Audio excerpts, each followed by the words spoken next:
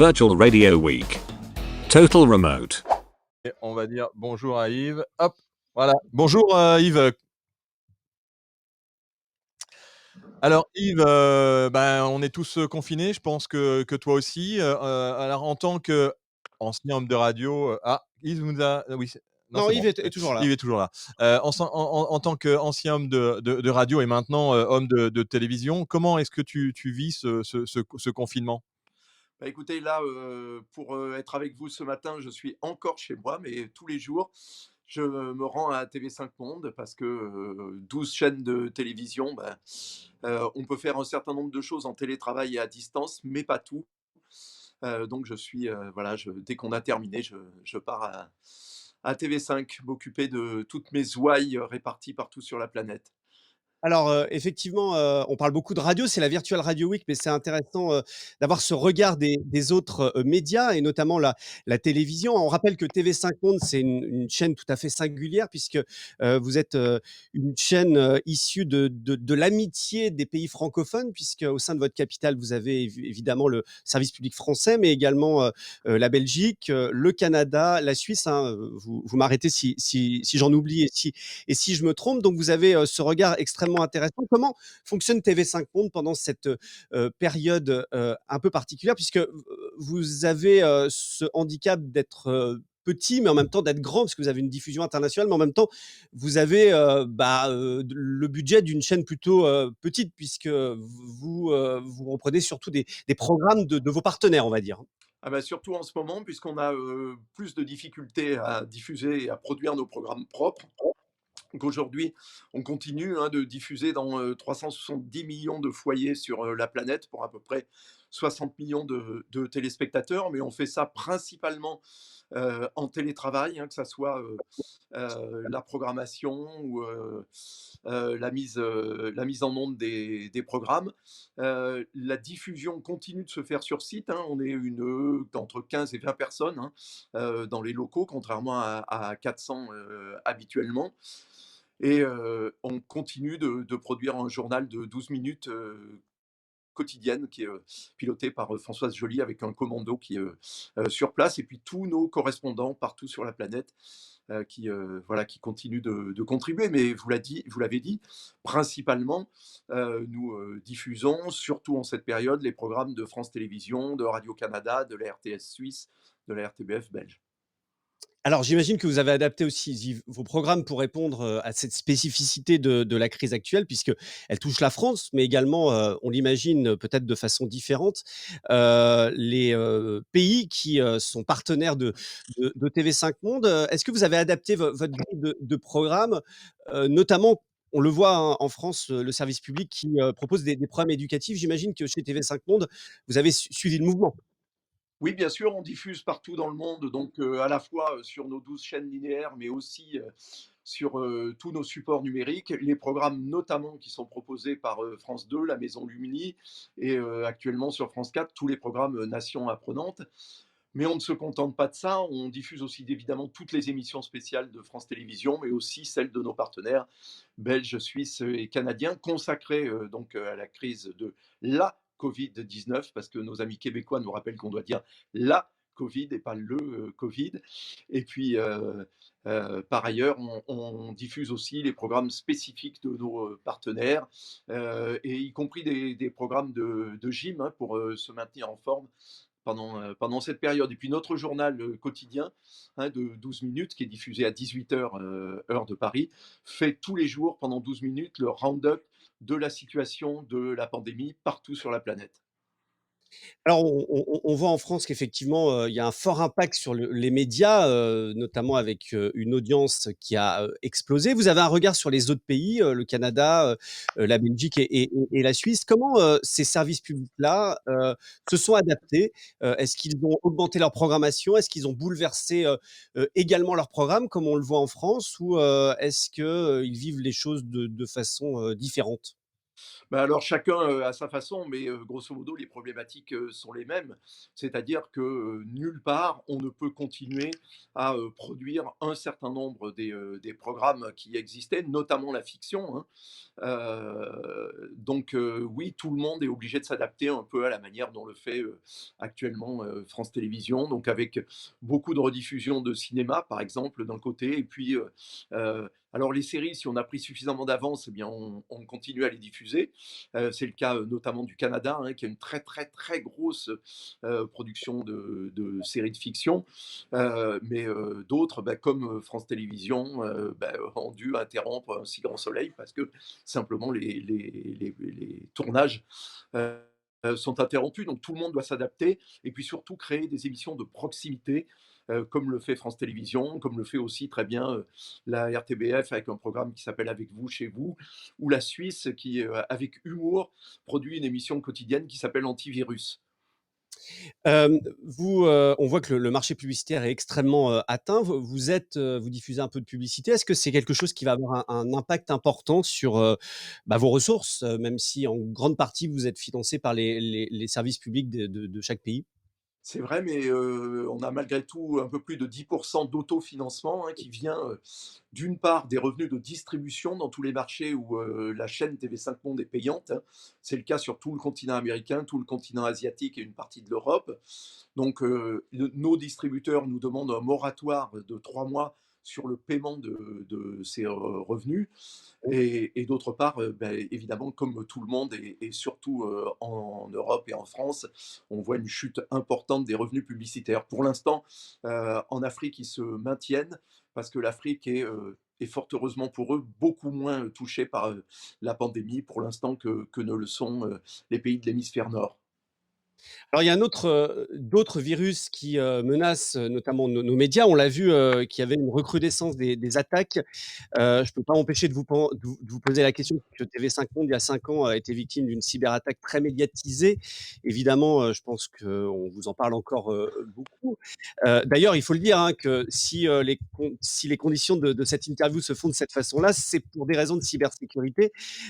Puisque, quand on s'est appelé hier, qu'on a calé l'interview, vous m'avez dit: «Ah bah non, de toute façon, on fait pas ça des ordinateurs de TV5 Monde puisqu'on n'a pas le droit, je suis obligé de faire ça sur un téléphone à part».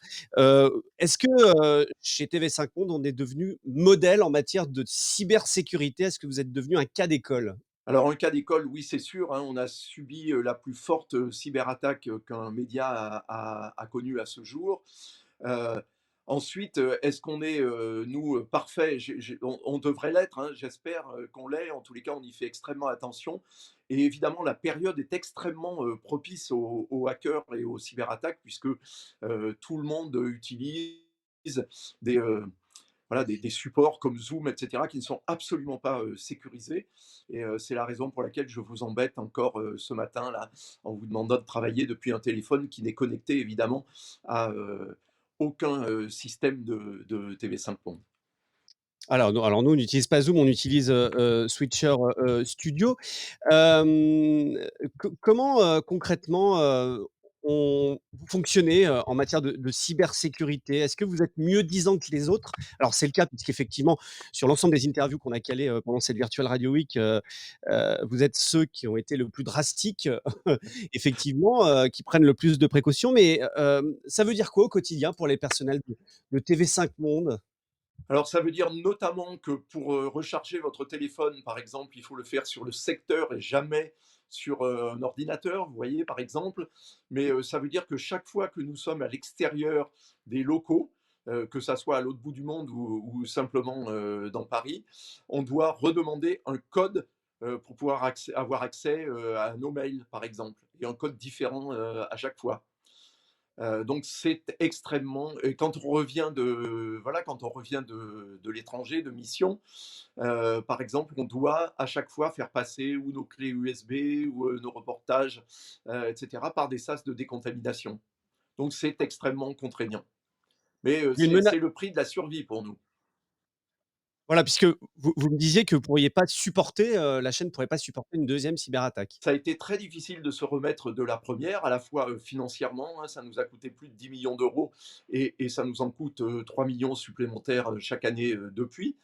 Mais on a passé 6 mois pendant lesquels on a pensé que l'entreprise ne s'en relèverait pas. Donc une deuxième cyberattaque, je pense, serait mortelle pour TV5 Monde, oui. Est-ce que vous en avez déjoué là depuis ces derniers mois, ces dernières années, de nouvelles des cyberattaques? Comme tout le monde, oui, en permanence, bien sûr, bien sûr. En permanence, hein, nous, on travaille avec l'Agence nationale de sécurité des systèmes d'information, hein, qui dépend du Premier ministre, qui est un service absolument remarquable. Et on travaille aussi avec Airbus, hein, qui s'assure de la cybersécurité nationale de la France. Mais oui, c'est extrêmement, voilà, c'est extrêmement contraignant, mais c'est absolument essentiel. Mais oui, bien sûr, tout le monde, la terrible vérité, hein, de ce monde très sympa du numérique, par ailleurs, hein, dans lequel on est, c'est que oui, tout le monde est en danger en permanence. Alors, je rappelle qu'on publie d'ailleurs un article d'ailleurs sur la cybersécurité avec notamment certaines radios qui ont été impactées, hein. On a parlé de Champagne FM, une radio en Bretagne. Il y a eu le groupe M6 aussi qui a été victime et vous pouvez le lire dans notre magazine La Lettre Pro de la radio. J'en profite pour faire la pub. Il est disponible sur notre site web. Vous allez lancer TV5 Monde, votre offre, votre plateforme numérique à la rentrée, je crois, pour septembre, qui va finalement être un cluster de l'ensemble de l'offre de programmes venant des chaînes partenaires. D'abord, est-ce que vous pouvez nous en parler? Est-ce que, en raison de la crise actuelle, est-ce que c'est quelque chose qui va être retardé? Alors pour l'instant, nous arrivons à tenir les délais, hein, et le lancement est toujours prévu pour le 9 septembre prochain. Donc cette offre qui s'appellera TV5 Monde Plus, ça sera la plateforme francophone gratuite, donc de la VOD qui peut accueillir de la publicité, mais qui est gratuite et qui sera planétaire, avec les programmes venant à la fois les programmes propres de TV5 Monde, hein, multilatéraux et francophones, toutes les séries et le cinéma africain que nous coproduisons, et puis les offres provenant de nos partenaires, France Télévisions, Radio-Canada, Télé-Québec, la RTS suisse, la RTBF belge, et pourquoi pas, tous nos partenaires, c'est en discussion actuellement avec l'Organisation internationale de la francophonie, les programmes provenant de nos partenaires francophones d'Afrique, puisque TV5 Monde, au-delà des 5 États qui sont nos bailleurs de fonds, représentons les 88 États membres de l'Organisation internationale de la francophonie, dont on est l'opérateur audiovisuel. Voilà, et ce sera gratuit. Yves Bigot, un mot peut-être de la réforme de l'audiovisuel. On a beaucoup parlé de France Média Monde, Radio France, France Télé. Est-ce que TV5 Monde aura sa place dans peut-être un futur holding? Alors, vous avez une organisation qui est très différente des autres audiovisuels publics français. Est-ce que TV5 Monde va d'une façon ou d'une autre être intégré, ou vous allez garder cette indépendance liée à votre actionnariat qui n'est pas que français? Alors les deux, puisque notre actionnaire principal malgré tout, hein, c'est France Télévisions qui détient 49% de nos titres. Donc nous serons une filiale de second rang de la future holding France Média, si elle voit bien toujours le jour. Ce qui veut dire à la fois que nous sommes partenaires de l'ensemble des autres composantes de l'audiovisuel public français. Ils sont d'ailleurs pour la plupart à notre conseil d'administration, hein, et à notre capital, France Télévisions, mais aussi France Média Monde, Arte et l'INA, mais que nous conserverons notre gouvernance propre, qui, vous l'avez rappelé, n'est pas que française, voilà, et notre mode de financement très spécifique également, qui ne dépendra donc pas de la holding France Média. Voilà, vous êtes un peu proche en termes d'organisation de Arte au final, qui est là franco-allemand, et C'est au ça, final, voilà, vous c'est êtes. ça, sauf que nous on est 5 alors qu'eux ne sont, si j'ose dire, que 2, mais 2 gros. Yves Bigot, vous êtes d'abord un enfant de la radio, vous êtes patron d'une chaîne de télé, mais vous êtes un enfant de la radio, hein. On connaissait les enfants de la télé, mais vous êtes vraiment un enfant de la radio. Vous avez tout fait à la radio quasiment. Vous avez été patron des programmes de RTL. Enfin, voilà, vous êtes passé un peu partout. C'est assez impressionnant. Quel regard vous avez sur vos anciens confrères, consoeurs, sur cette adaptation depuis le 16 mars, où on voit que la façon de faire la radio, c'est peut-être le média qui a le plus dû se réinventer aussi rapidement depuis le début de la crise. Quel regard vous portez sur cette adaptabilité du média radio depuis le début des mesures de confinement? Ah bah, d'abord la radio c'est génial, hein, j'y ai toujours, évidemment beaucoup d'amis dans toutes les entreprises dans lesquelles j'ai travaillé, hein, que ça soit à Europe 1, à France Inter, à RTL. Heu, c'est la radio, elle a comme avantage d'être très mobile et d'être très adaptable, justement et donc beaucoup plus facilement que la télé, elle peut répondre aux difficultés, techniques de cette crise.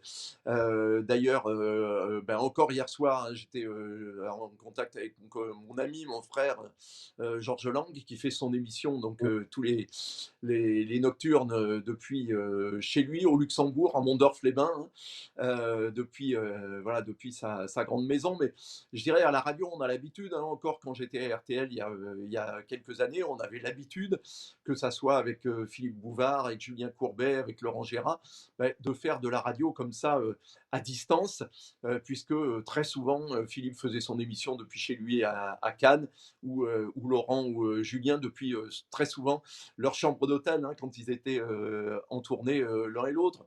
Donc c'est un média qui est extrêmement adaptable à la situation actuelle. Alors déjà pour ses antennes, mais alors évidemment encore plus pour ce qui est une des nouveautés, parce que la radio est depuis quelques années en changement complet, hein. D'abord parce que vous produisez de l'image, hein, ce qui est nouveau pour la radio, et puis les podcasts, et alors ça, les podcasts, on peut les faire d'absolument où on veut, c'est ça qui est magique, hein, c'est un média merveilleux, la radio, parce que c'est justement extrêmement réactif, souple, adaptable et mobile. Ça vous manque? Vous aimeriez, retourner? Est-ce que, Yves Bigot, vous allez, retourner en radio un jour ou l'autre alors? Écoutez, c'est très possible, hein, puisque j'ai passé mon temps un peu à aller voilà, de la radio à la presse écrite, à la télévision, etc. Pour moi, c'est un seul et même métier, hein, c'est communiquer avec des téléspectateurs, des auditeurs, des lecteurs, et leur donner à la fois une information qui soit fiable et vérifiée d'un côté, puis le goût de la culture de l'autre. Si je vous disais, aujourd'hui, je vous laisse la radio, que vous voulez, sur le paysage français, vous choisisseriez laquelle? C'est Bah, compliqué comme question. aujourd'hui, celle qui a le plus besoin de moi, c'est Europe 1, hein. Ah, vous seriez prêt à prendre, la direction d'Europe 1 si on vous le proposait?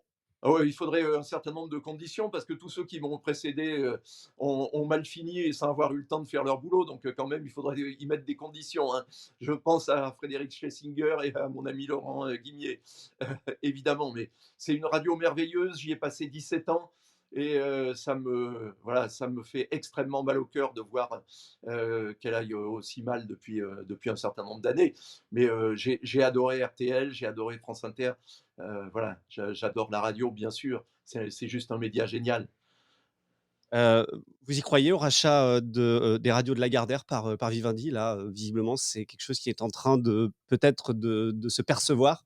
Beh, ça finira peut-être par arriver parce que quand j'étais à Europe 1, que j'ai quand même quitté en 1990, on parlait déjà du rachat d'Europe 1 à l'époque et on n'a pas cessé depuis. Donc, comme tout, ça finira sans doute par arriver un jour. Virtual Radio Week. Total Remote.